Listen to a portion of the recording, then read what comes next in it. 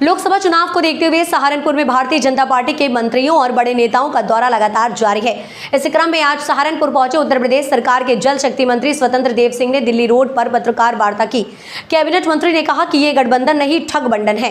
दिल्ली में तो आम आदमी पार्टी और कांग्रेस एक दूसरे को इलू इलू कह रहे हैं और पंजाब में पूछ रहे हैं हम आपके हैं कौन। उन्होंने कहा कि गठबंधन के लोग भ्रष्टाचारियों को बचाने के लिए रैली कर रहे हैं। इसके अलावा भी उन्होंने विपक्ष पर तमाम आरोप लगाए।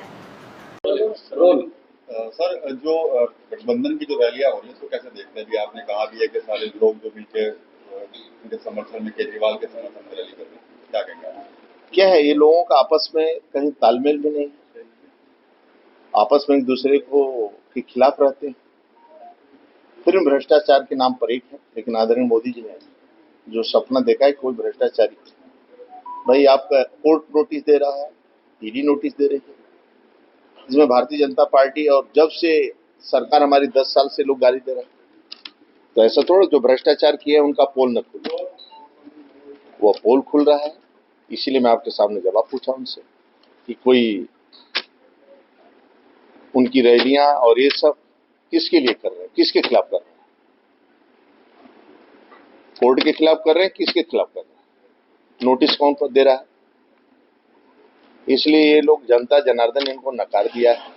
आदरणीय मोदी जी के नेतृत्व को पूरी जनता जनार्दन स्वीकार की है और देश के 140 करोड़ जनता जनार्दन का आशीर्वाद मोदी जी के साथ है। 19 में जो सीटें चली गई तो उनको लेकर क्या रणनीति बनी है? पहले से रणनीति हमारी जो हारी हुई सीटें हैं, हम पिछले वर्षों से काम कर रहे हैं उस पर, और जो हारी हुई सीटें हैं पुनः हम उसको जीतेंगे और उत्तर प्रदेश में 80 की 80 सीटें जीतेंगे।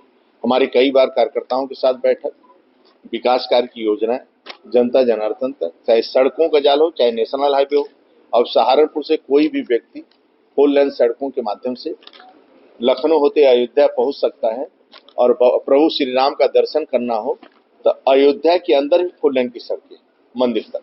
इसलिए 4 लेन की सड़कें हो, सड़कों की कनेक्टिविटी हो, एयरपोर्ट की कनेक्टिविटी हो, ट्रेनों का जाल फैला हुआ है वंदे मातरम, और ट्रेन भी अपग्रेड हुआ है, स्टेशन पर लोग जाते हैं तो उसकी स्थिति देखें।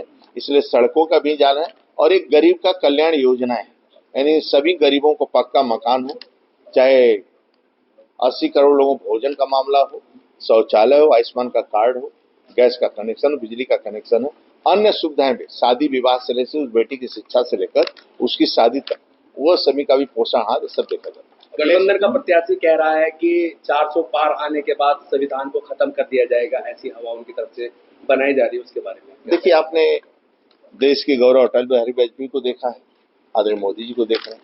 क्यों लेकर हम सबका सपना है गरीबों की सेवा करना और गरीबों का कल्याण करना। पंक्ति के अंतिम व्यक्ति को आदिवासी, वनवासी, गिरवासी, झुग्गी झोपड़ी का आदिवासी, वनवासी, बनटांगिया, मुसर, थारू, ऐसे कई जातियां थीं जिसको राजस्व का भी अधिकार नहीं था। आदरणीय मोदी जी और योगी जी के आने के बाद उनको राजस्व का अधिकार मिला और पक्का मकान भी मिला। शहरों में पक्का मकान, न मुसलमान न हिंदू, यानी शहरों में भी, वार्डों में आप देखेंगे तो 600 पक्के मकान बने। एक गरीब को पक्का मकान मिल जाए और एक गरीब का, स्वच्छता कर्मियों का पैर धोने का भी कोई काम करता आदरणीय मोदी जी कर रहे हैं।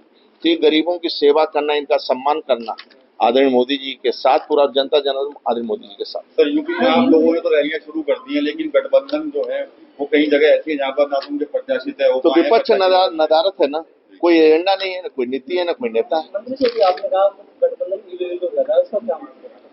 क्या है, आपस में आप देख लीजिए ना, हर जगह लड़ रहे हैं, ममता कहीं नहीं है, लेकिन आकर दिल्ली में आपस में इलू इलू कर रहे हैं। समझौता भी नहीं, गठबंधन भी आपस में मिल भी नहीं रहे। केवल भारतीय जनता पार्टी को बदनाम, धर्म को अपमान करने का, देश को अपमान करने का काम आप सब कर रहे हैं। बहुत ओवैसी की एंट्री हो रही है। राधे राधे।